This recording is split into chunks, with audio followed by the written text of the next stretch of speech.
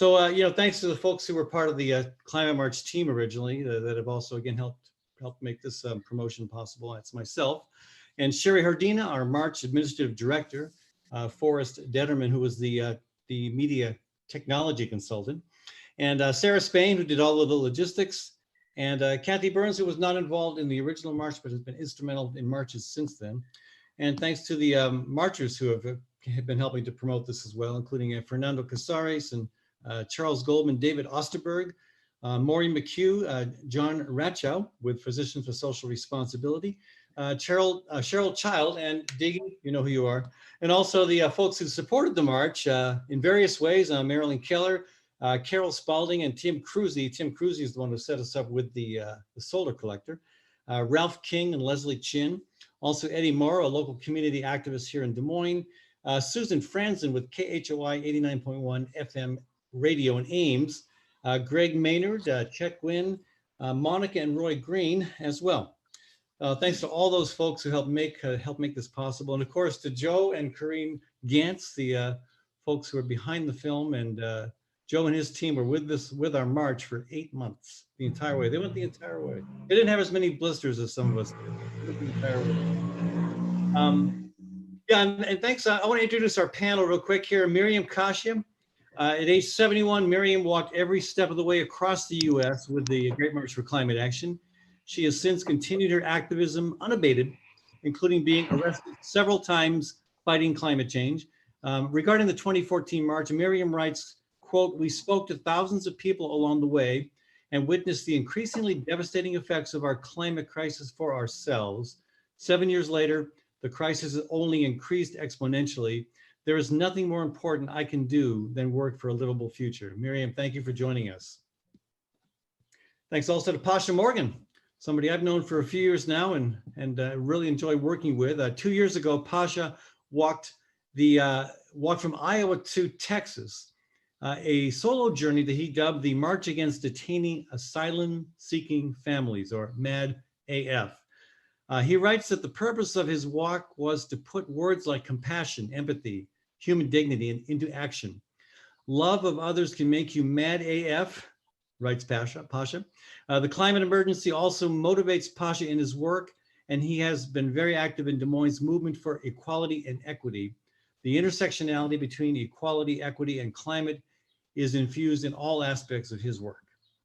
I also want to welcome Hannah Bacon to the panel. Hannah Bacon is presently walking solo across the US to raise awareness about the climate crisis and to raise funds for the Sunrise Movement. She has raised nearly $20,000 to date and will finish her walk in June. She writes, quote, "This past October, I flew from New York to San Francisco to visit friends. 1 week after landing in California, I committed to walk back east, a decision I am attributing to my love for Santa Cruz, reading David Wallace Wells' book, The Uninhabitable Earth, being unemployed, and having 2 nieces I love deeply." So again, welcome our panelists to the conversation. Thank you all for being here. And again, thanks to Joe and Corinne Gantz, and to Liz Ogilvie for helping to make this opportunity available. So again, people should be always amused anytime I'm working with more than one piece of technology at once, for example, right now. But let's see if I can pull this off. I want to ask some of the questions that have been raised either prior to even the film coming out and since then. Let's start with Pascha. We'll start with you, all right? What do you think is the likely impact of the film on viewers who might be unfamiliar with or even uncomfortable with direct action?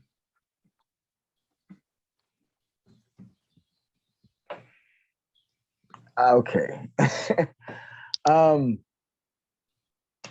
Here's the thing. Okay, as a person of color, when I watch anything, especially when it has to do with social activism, there's 2 lenses I end up watching it through.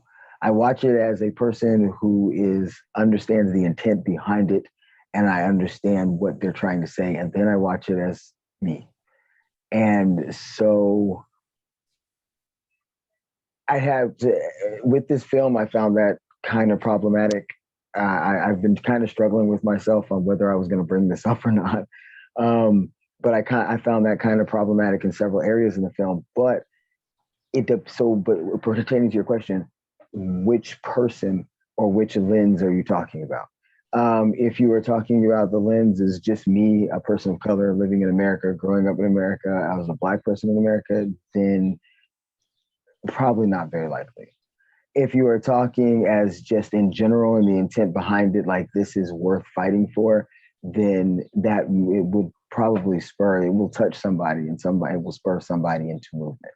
I have no doubt about that because of the passion that the people exhibited throughout the film and how they were willing to risk things, all sometimes time in jail, things like that, because they knew that it was the right thing to do.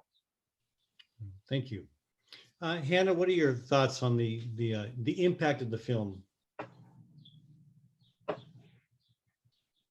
Well, in terms of folks who maybe were direct action, yeah, I think that it can be and was incredibly inspiring in general, and it can be really inspiring to see people, like Pascha said, putting everything on the line.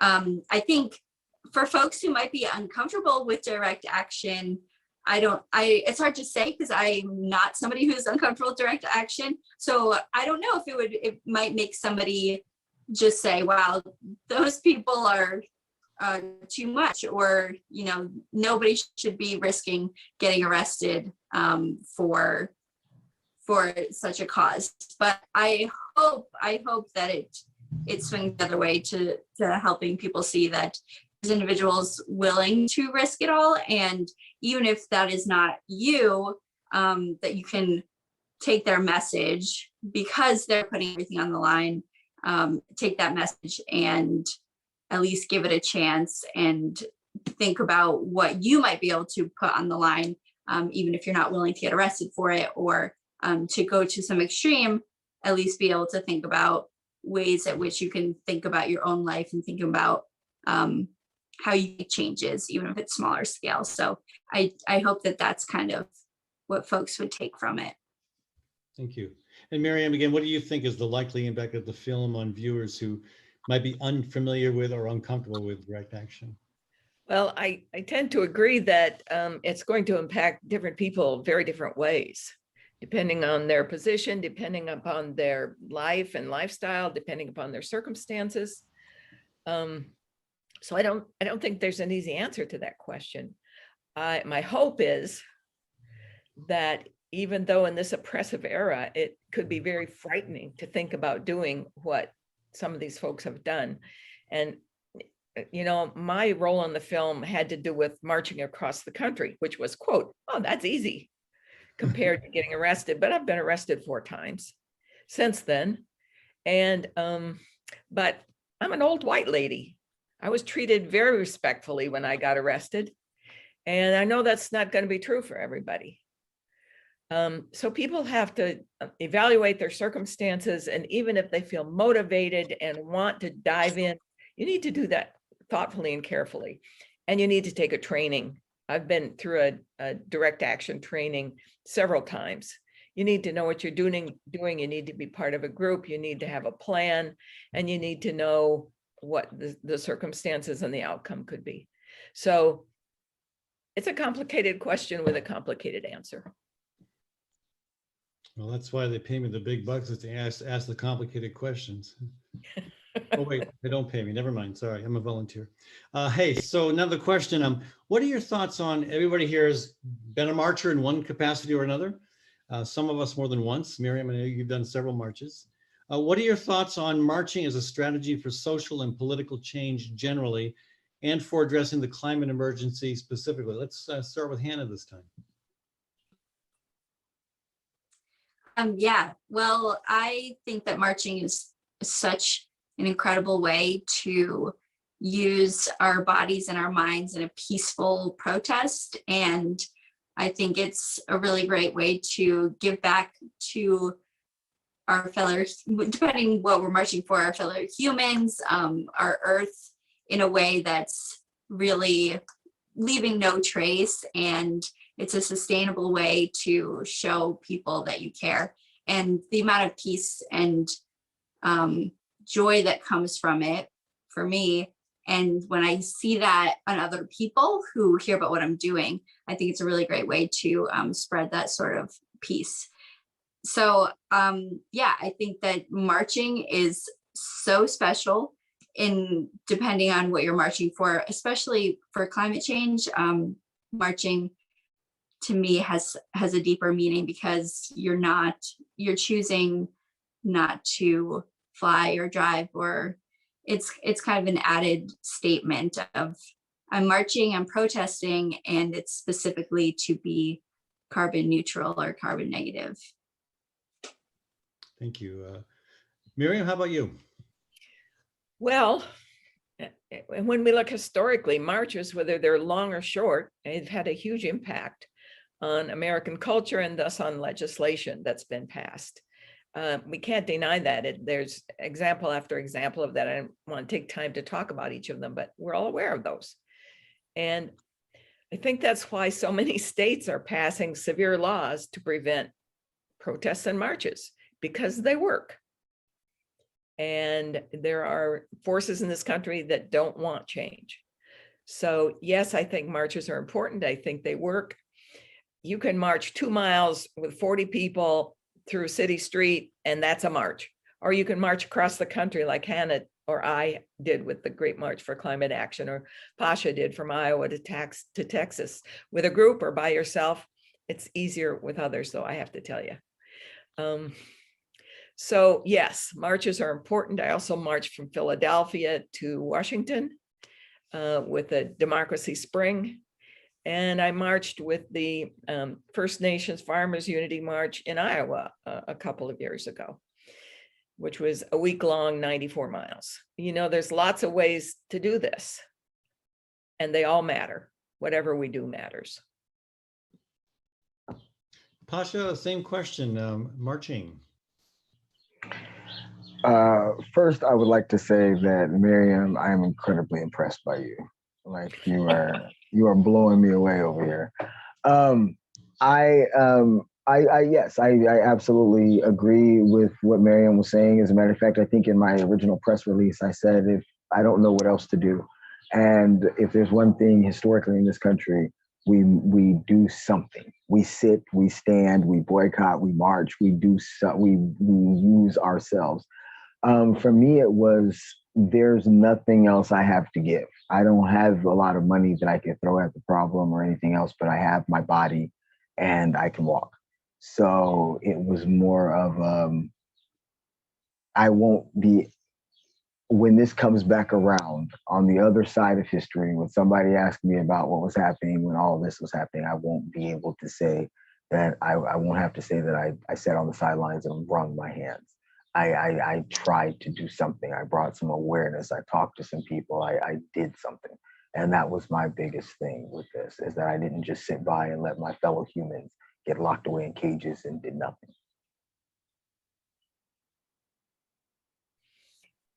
Ed, I'd like to add another word. Yes, please. If we could get 20 million people in the streets now, as they did on the first Earth Day that was talked about in the film, I'm telling you, it would have an impact on Washington on both sides of the aisle. And that's what needs to happen. For everything. Yes. I just said that, Miriam. I said, if we got I think there's over 150,000 Iowa families that are on unemployment right now that Kim Reynolds decided to cancel 3 months early. If those 100, even if half of them went to the Capitol and we stood there, we sat there, it would change some things. It would change some things. Well, let me segue from that into a related question. We can start with you, Pascha. What is keeping people from getting involved in that level, either with marching, protesting, sitting in direct action? What is it that's going to take? What's the spark look like to get people to begin to take that action, to get to the point where we've got those 20 million people in the streets like we did years ago to inspire Earth Day? I think the same thing that always does the protectors of the empire. To be, it's nerd speak, but in reality, that is what we were talking about before this ever started, the intersectionality of all of these things. Because the same reason people are afraid of direct action now for the things that they know that is right, for the things that are beneficial to people, that are in favor of lives and our planet, are the same reason it goes back to police overreach, police over authority, the police protecting the exact system that is killing all of us. And that is the same reason. That is why you turn off a pipeline that busts. They break, they bust, they're ruining the planet, they're ruining water, they're killing off animals. You turn off a pipeline and you get 3 years in jail. Police come and arrest you. It's the intersectionality of it. When we all understand, and most of us would sit there and understand that that's the right thing to do, but the consequences behind it are still effective, are still the same intersectionality. It goes back to the police handling, it goes back to capitalism.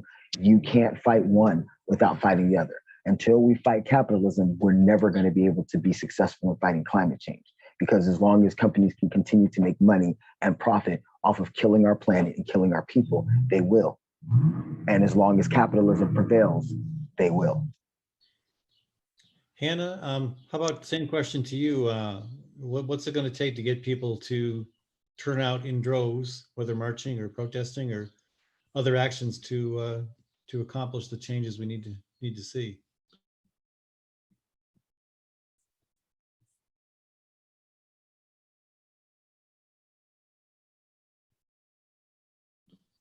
Are you there, Hannah? Okay, I think I'm back. Sorry, I was just having Okay, that's all right. an issue with the camera. Okay, can you repeat the question? Sure. What's it going to take to get back to Miriam's point and Pascha's point about getting, well, in the case of Iowa, 150,000 people to the state capitol or 20 million people on the streets across the US? What's it going to take to get people to feel that sense of urgency and not just on climate change, but on all the other concerns that intersects with? What's it going to take to get people to do that? I think that what it takes and what it is taking is actions, small actions built up over time, small or big actions like your climate march in 2014, like each of your Pascha's and Miriam's marches and arrests, and little by little as people learn more. I think a lot of it's education. People learn more and people realize that things could be better and things should be better, and that we all deserve better. Our children deserve better. So I think it's that awareness, and that awareness comes from, like I said, education and seeing other people put things on the line. And I think the more we talk about it, just in our everyday lives, whether somebody's watching this and just talks to their kids about why it's important to think about climate, why it's important to think about equity, or you're talking on a huge platform, just the more we talk about it and the more we realize that we can make a difference, that's what it takes. I think when people realize that change can happen, and when they're fed up enough, when they realize that change can happen, when they get fed up enough, I think that's when people start to take to the streets, and when they don't know what else to do with it. I think is what Pascha said earlier, like being at this moment of hopelessness, or just not really knowing what else to do, and saying, well, I have my body and I have my mind, and this is what I can do right now. Take to the streets. I wanted to say sorry, and I was answering the second part of your question earlier when you said, what do you think is preventing people? I'm just sitting here. But yeah. Oh, that's fine. Miriam, did you want to jump in on that? Well, these questions don't apply to everybody in the same way. I'll say that again. And that's just the way it is. But I believe that those of us in this country, and that number is growing rapidly, exponentially, just like the climate crisis is growing up exponentially. The more that we are willing to take those risks, and those risks are getting bigger with some of the state laws that are being passed, they're making the punishments pretty severe for doing our constitutional constitutional rights to protest and have our voices heard. But if those of us who are courageous enough and committed enough to stand up for what's right, like in the film, regardless of the consequences, that's going to inspire other people. And the more people that are inspired, the more chance we have of winning this. Incremental change, it's too late for that.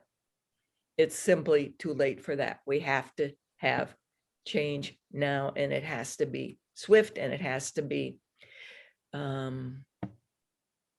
it has to cover everything. All encompassing, yes. All encompassing. We have to hit that tipping point real soon, don't we?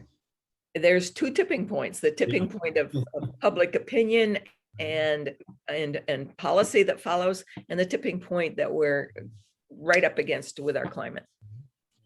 Several tipping points. So let me ask you this: you all can decide who gets to go first with this one, but we have a new administration. The previous administration, the Trump administration, was headed with, Donald Trump was a solid climate denier.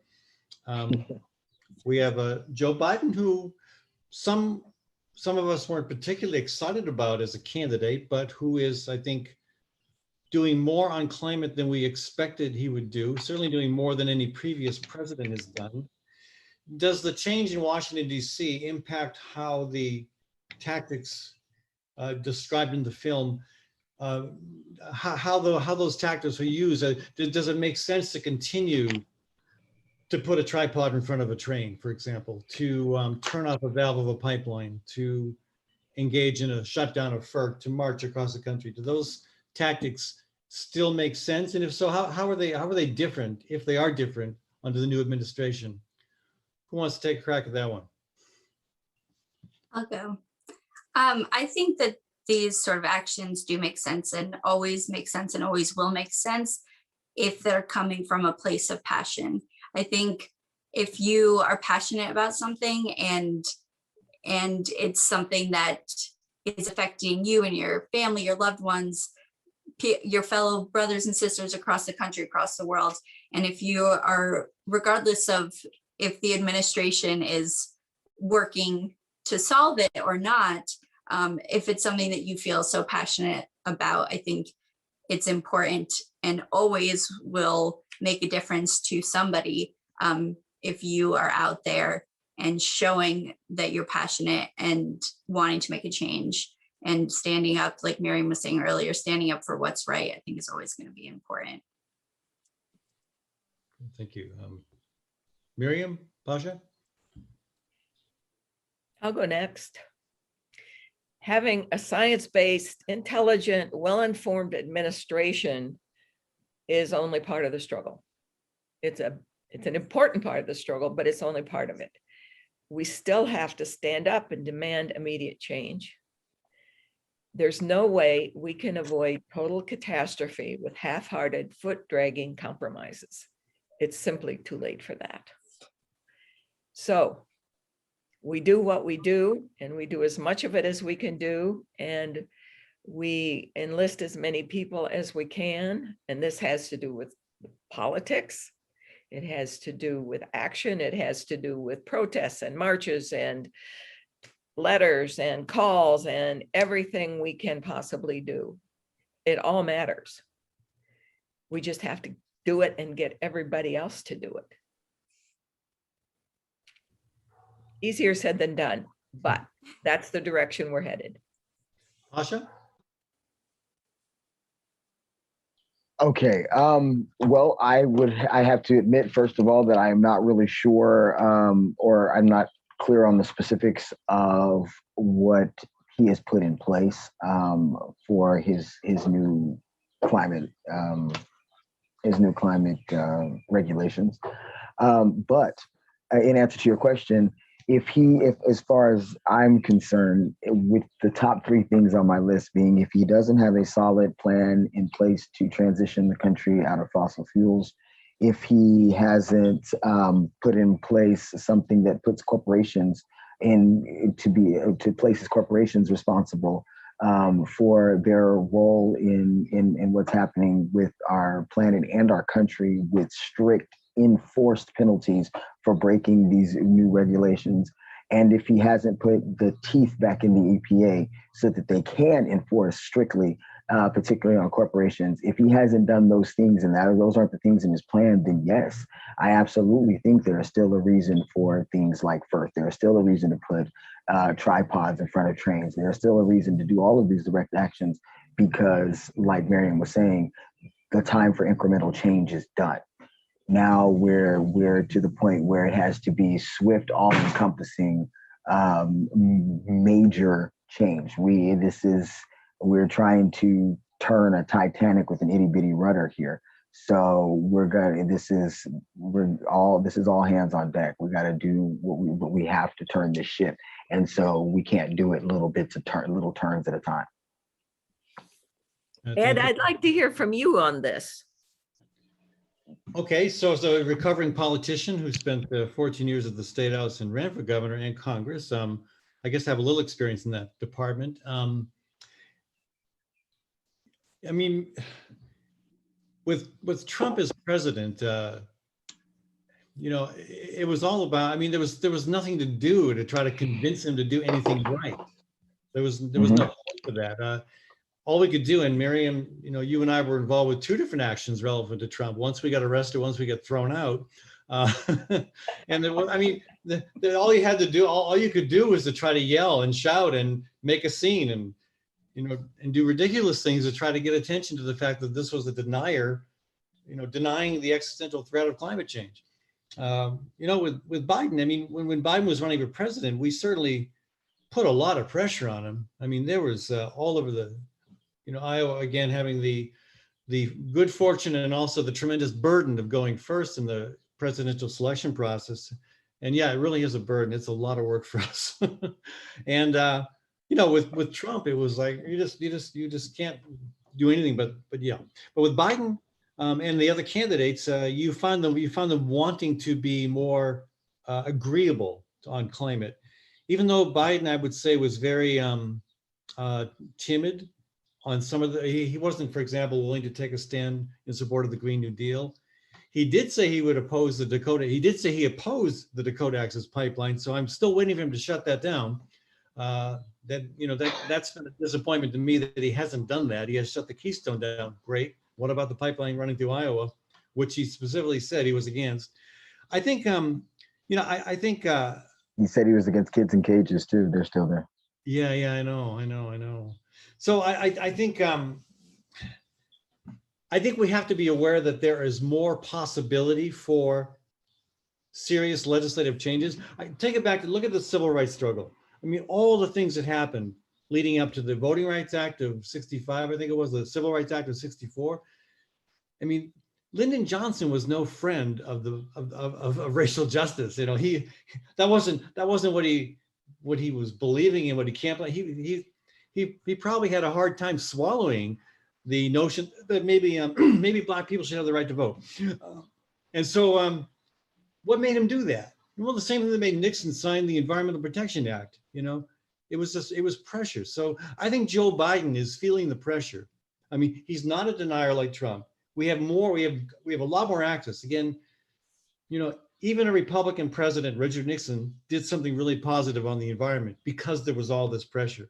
And even Johnson, you know, a blue dog Democrat from Texas, did something right on voting and equality because he was pressured.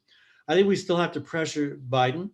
I think maybe maybe we don't have to be as hardcore about it as we did with Trump. Maybe we don't have to go to a Trump fundraiser, for example, and wear diapers to make a point about how scared we were out of our minds having a climate denier in the White House. Maybe we don't have to do that. But it does seem like we are going to have to continue to pressure Biden, and that's probably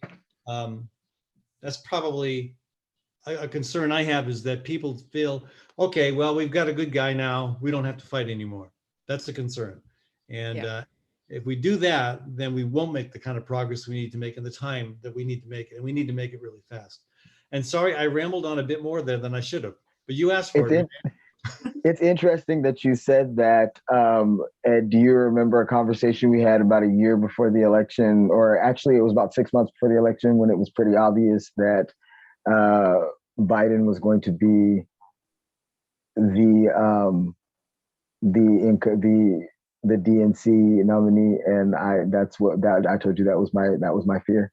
Yeah, That we were that sitting was out back of my place here. Yeah. Yep, Yeah, absolutely. and you straightened me out.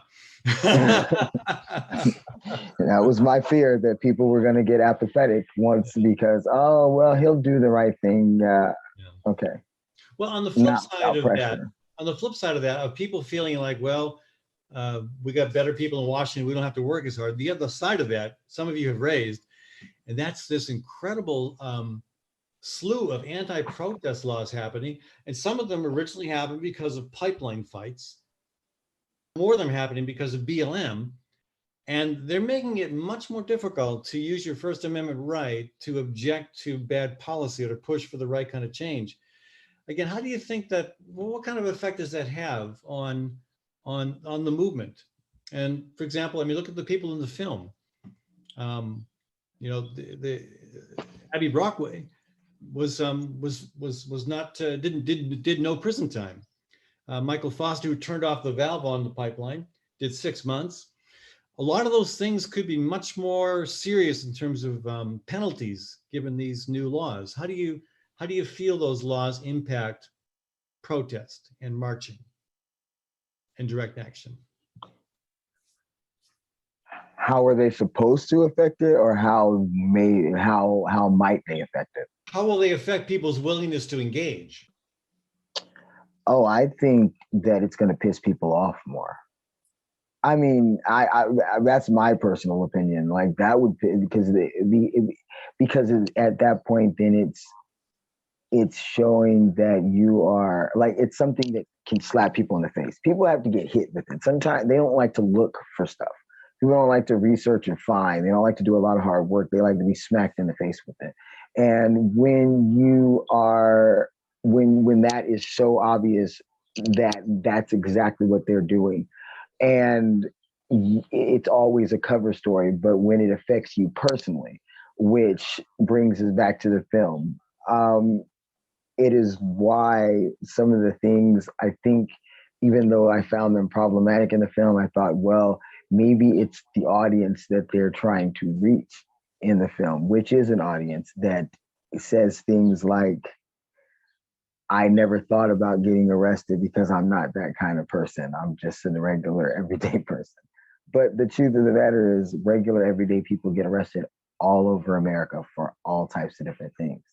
And so you have to understand that and understand the full concept of it. But if this is reaching the people who are thinking like that, which is why I was talking about, and Miriam pointed out, it's going to reach different people different ways.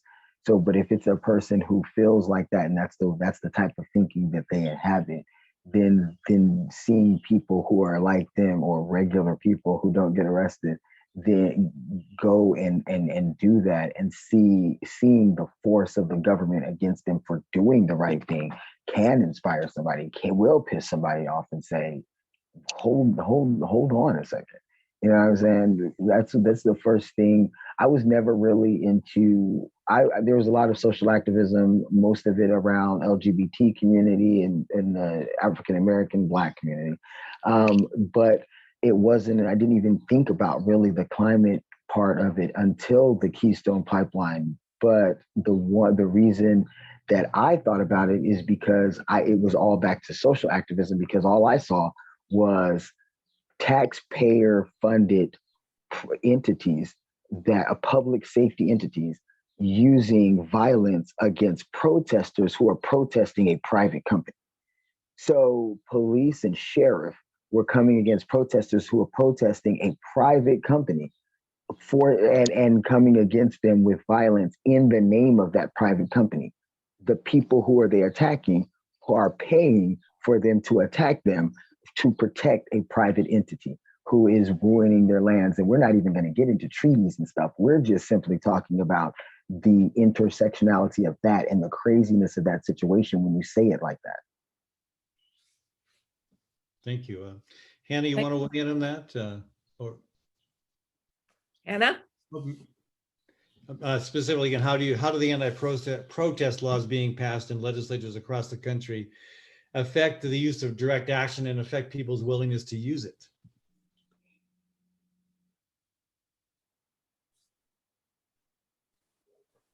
Okay, sorry, I'm a little delayed again.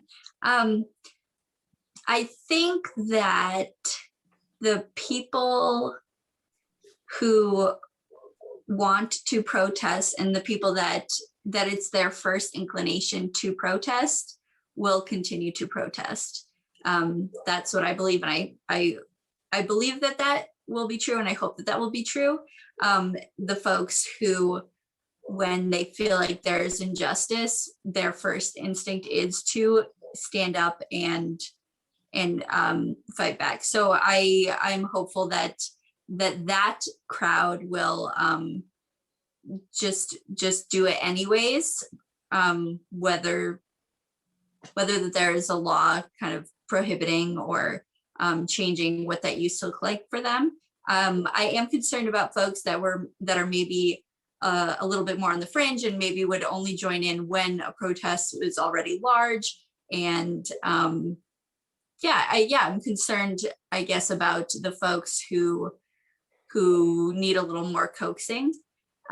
So I think that if we all can agree as a whole community of people who believe that we need to fight for climate, if we can all just kind of agree on some level as this whole country of folks who want to believe that we're just going to keep fighting regardless, then I think that there's power in numbers. And I think that if we come together, then we can still make change and we can still protest beyond it. But I think there has to be this sort of agreement, kind of like Miriam was saying earlier, that we need everybody, or I think it was Miriam was saying we need all hands on deck, or Pascha, that hopefully if we are all saying that and we're saying, okay, we need all hands on deck, if everybody's on the same page, we can just go out and be in it together.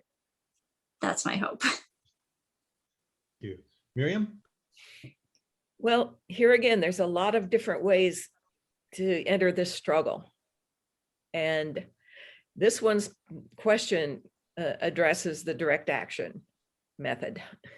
And I think the laws that are being passed make this a very scary question. I think it is going to deter many, many people from taking a stand and participating in an action, but it will not stop everyone.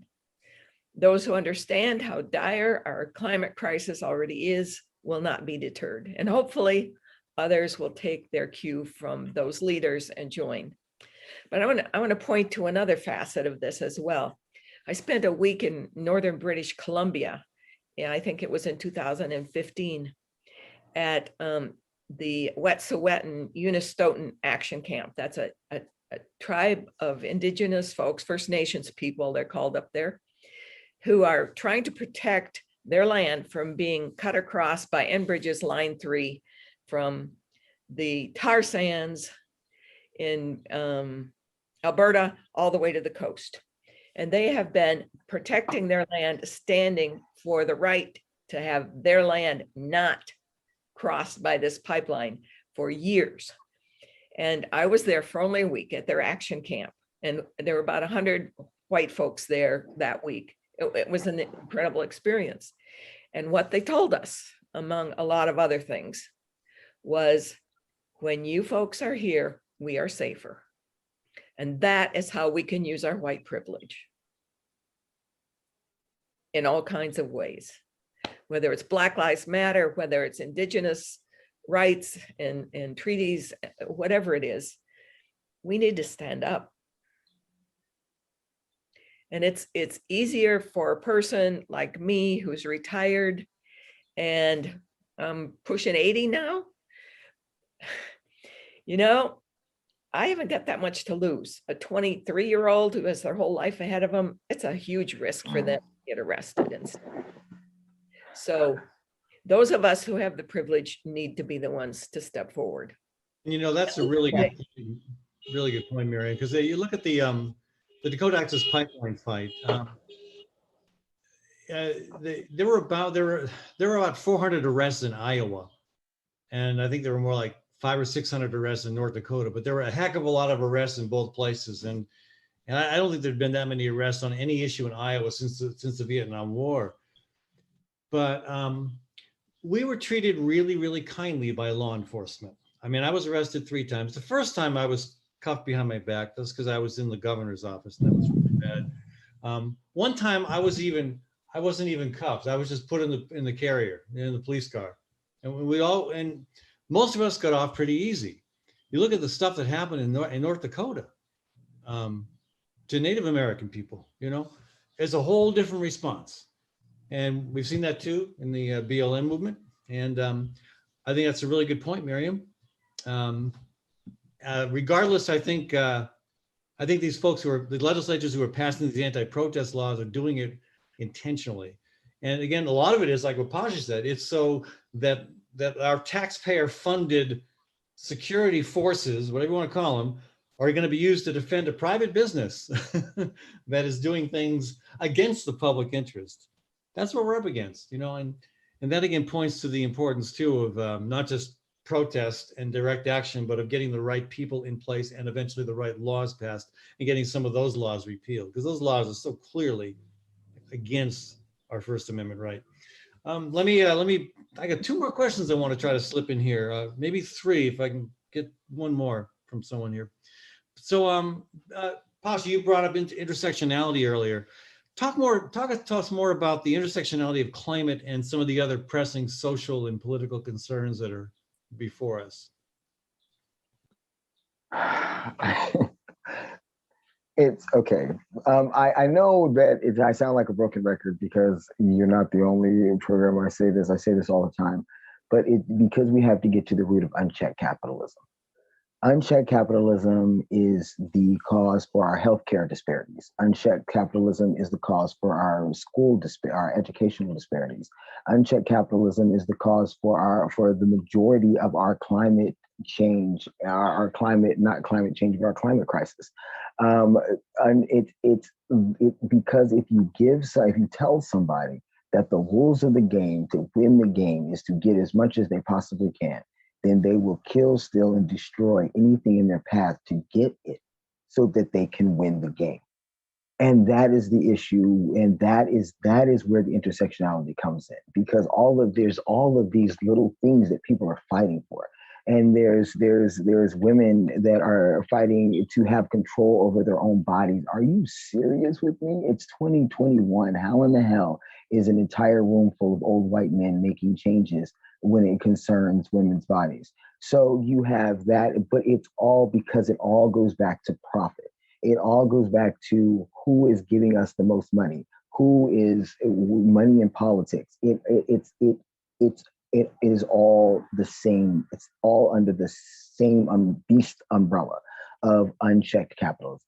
And that is how all of these things are connected, even when it comes to police officers, because you're talking about, you said a security force, which is right. It is taxpayer paid, but it is a security force that's sole mission is and that is not according to me, that is according to the SCOTUS 2005 decision that said that they are not there to protect nor serve, nor for the safety of the public, but there to investigate and apprehend criminals only. So they are not there and their job is to protect property, and their job is to protect capitalism. And that is their job, which is exactly why you will find that police officers will shake each other's hands and pat each other on the back because they caught a carjacker, even though it ended in their life, because their car was recovered. It's a very simple, topsy-turvy, weird world of property over people. And so to protect property, protect public and private interests, to protect corporations, then they will do whatever they have to do. And it has been that way throughout history. That is not now. That has literally been that way since Haymarket Square and Crispus Attucks. Long before any Declaration of Independence or Bill of Rights. It is the foundation of this country. And so we cannot attack and like, to bring it back to what Miriam was saying, or Hannah, I believe, both actually, we need to all come together. But if we realize the monster we're fighting against, then instead of realizing that we're not fighting against climate corporations and climate crisis, we're not fighting against disparities in healthcare or apathy on the part of Congress. We are fighting against capitalism. We are fighting against money controlling our politicians. I keep telling people 30%. 30% is the number. I think it was, I want to say Purdue did a study. It may have been Princeton. It was something with a P. But it basically said if 100 of Americans are against something, if 100 Americans are for something, if 100% of Americans, 331 million, all of us, minus about the 500 and some in the Capitol, decided that they wanted something, it has a 30% chance of passing in Congress. If 100% of Americans decide they don't want something, it has a 30% chance of passing in Congress. That's because that 30% is the money and the control of corporations and big business and big pharma in America and our legislation. Thank you, Pascha. That's powerful stuff. Miriam, your thoughts on intersectionality, and if you want to tackle capitalism.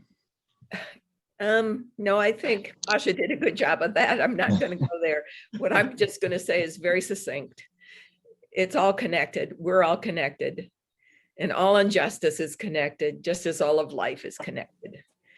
And we can't let Bangladesh, for example, vanish and expect the US of A to be okay. It's one world, one ocean, one atmosphere, one environment, and ultimately one people. The rich and privileged may hold out longer, but we will all ultimately face the music, just like the orchestra on the Titanic, unless we work together to protect all of it. Thank you, Miriam. Hannah, you're the only one that hasn't made a Titanic reference yet. Am I out of time for that? No, but you can if you want, but you can talk to us about intersectionality as well.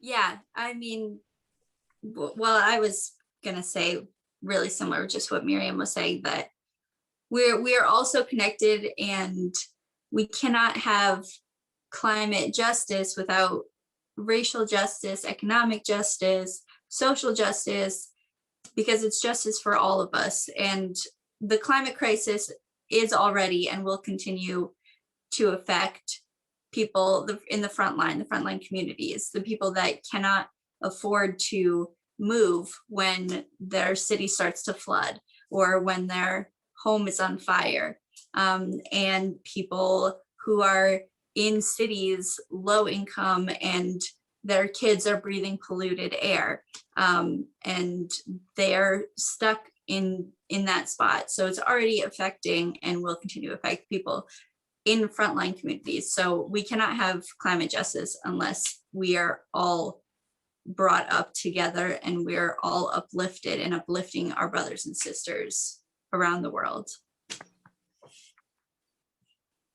Thank you. I got one last question. I was inspired in 1986 by the Great Peace March for Global Nuclear Disarmament.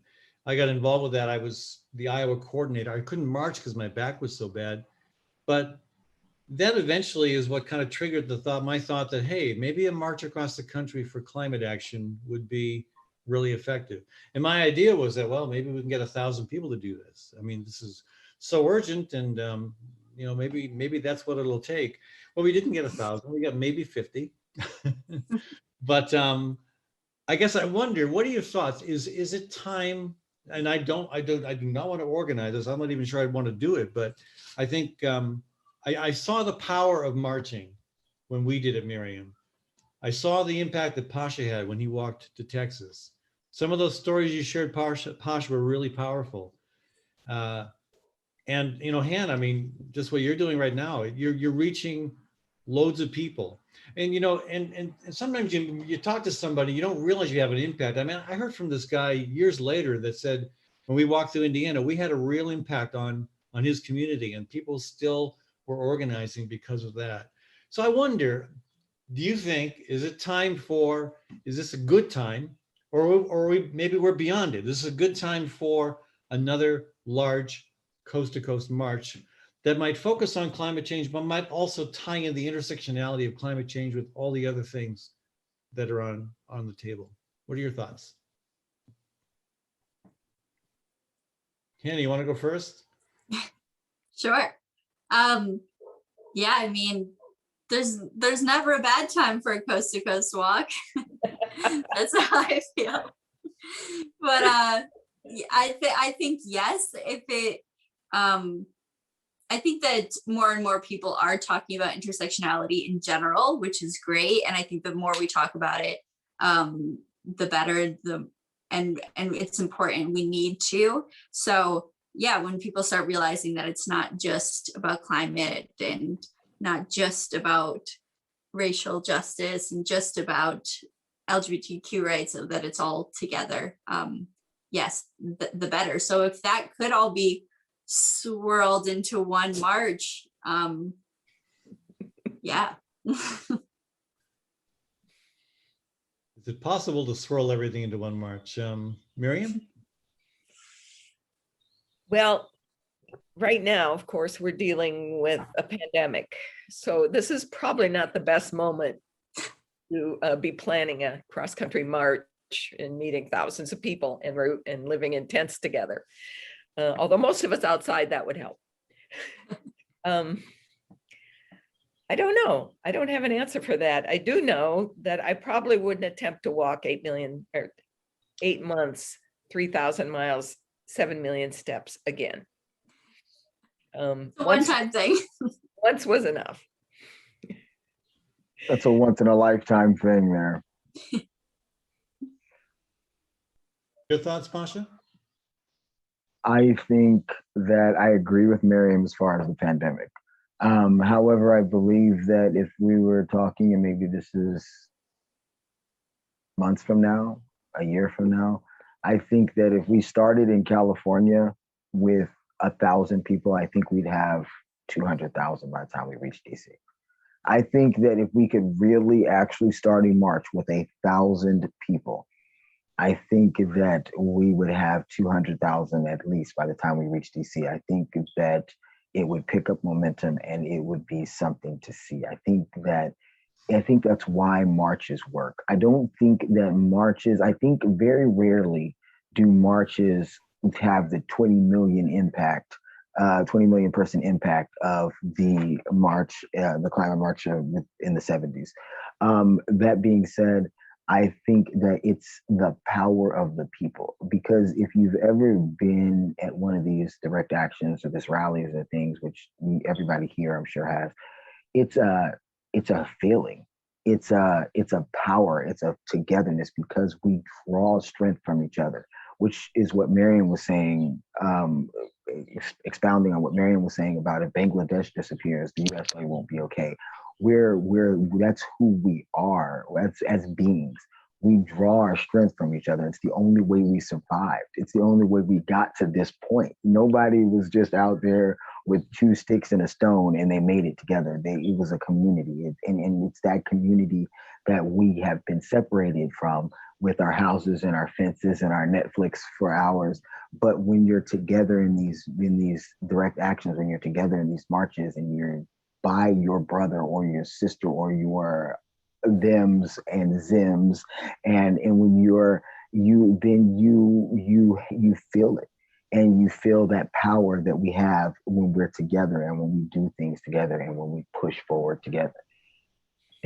Thank you, Pascha. I want to jump in here and say one of the best parts of the Race to Save the World for me was the pictures of when our little march joined 400,000 marchers for the People's March in New York City. That was absolutely amazing. Yeah. It's the just beautiful. from that was palpable and contagious. And Miriam, let me ask you I got a question from someone in the audience. What influence has the march, the 2014 march, had on the life of the participants these many years later? It changed my life forever. As I said in the film, it was the marchers who got most impacted by what we did. I've been a full-time activist ever since in all kinds of ways, and I won't ever quit. Nice. Hannah, since you're still, you're not quite done yet, but maybe you can answer the same question. You know, I think it's hard to know the impact that it has when you're on yourself, when you're in it still. But I think that the most important and special thing that I have really felt, even if it's something that I kind of knew, but to really deeply feel, is that people want the same things generally. They want their kids to have safety. They want to live in a world where they can make a living and do something they're proud of. And beyond whatever politics they hold, they want peace, is generally what I found amongst meeting everybody. So I think that impact that's had on me, especially in a time that's been this country is so politically divided. And I didn't realize that we all do want the same things, because what you hear on the news, it's so polarized. And I think just being down on the ground and walking through small towns and talking to people from all different backgrounds, it's been really inspiring to talk to folks, whether or not they believe deeply in climate change, just to hear that we are so alike and that we want the same thing. So I think that that's something I'm kind of meditating on as I walk. And I think that will have probably the biggest impact on me finishing. Nice.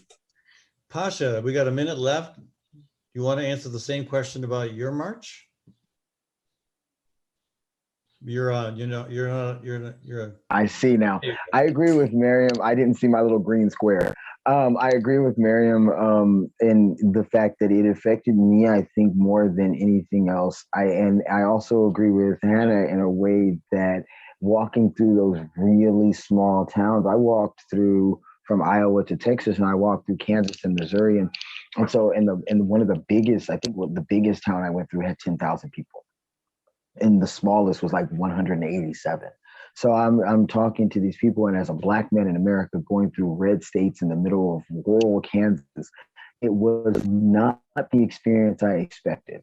And not only that, but for what I was marching for, that was not a very popular, especially in 2019, that was a really huge dividing point. So I'm a Black man telling people that we should welcome people in and not put them in cages in the middle of red rural Kansas and Oklahoma, but the fact it was passion, it was compassion and love and humanity, and that was what I was talking about, and so it kind of gapped all of those bridges. So but unlike Hannah, I think one thing that did hit me in the middle of the march was the irony of the fact that I was a stranger, strange to them, very strange in some levels.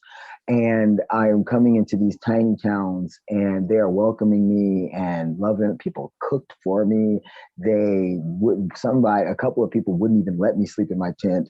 I had one guy just welcome me in to sleep in his home with his whole family. And so it was all of these things, but it was the irony that that's exactly what I was talking about and exactly what I was asking from the same people who felt like they didn't want to do that with our borders, but they were doing that with wholeheartedly, which told me that it was more about what they were hearing and what they were being told than what was actually in their hearts. And that is what I learned the most, is that people are generally, we're the same, and which I already knew, but I don't think I realized that other people got it too. You know what I mean? Like, because you hear it and you see it, but when I wasn't some Black guy in their town, I was just, I mean, I was to some. I got some looks, don't get it. I didn't see another Black person after I left Missouri until I got to Dodge City. And so, but for the most part, I was, yeah, I was loved and taken care of and treated very, very well. That to me, that to me says volumes about the potential that we have for coming together in this country. Absolutely. Yeah, and I think it also says volumes about the power of walking. There's something very primal about moving from place to place by foot. There's something, it implies an urgency.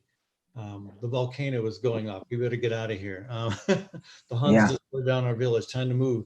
And I think maybe it opens a door to a conversation that might not open otherwise. So while I think, I think all these things we do, protest, voting, campaigning, lobbying, are important. I think marching has a unique role to kind of connect people in a way that other things might not do. Hey, I think we're out of time.